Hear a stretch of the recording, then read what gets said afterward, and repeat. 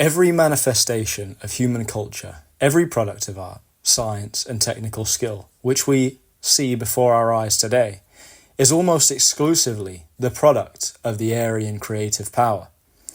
All that we admire in the world today, its science and its art, and its technical developments and discoveries, are the products of the creative activities of a few peoples, and it may be true that their first beginnings must be attributed to one race. The existence of civilization is wholly dependent on such peoples.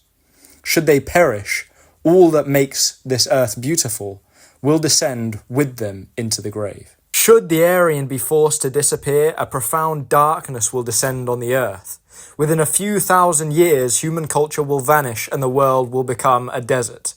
If we divide mankind into three categories, founders of culture, champions of culture, and destroyers of culture, the Aryan alone can be considered as representing the first category. It is not true, as some believe, that Japan adds European technology to a culture of her own. The truth, rather, is that European science and technology are just decked out with the peculiar characteristics of Japanese civilization.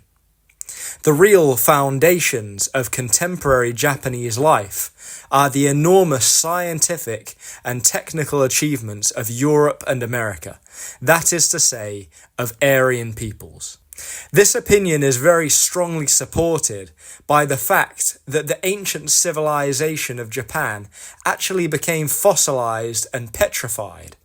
Such a process can take place only if a people loses the racial cell which had originally been creative, or if the outside influence should be withdrawn.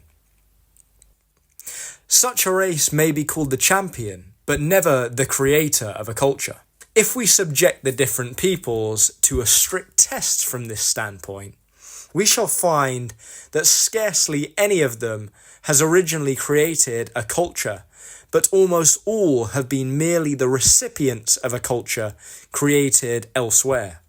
After 1,000 years or more, the last visible traces of those former masters may be found in a lighter tint of the skin, which the Aryan blood had bequeathed to the subjected race.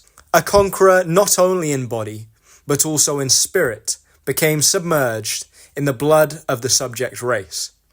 So the substance disappeared from which the torch of human culture and progress was kindled.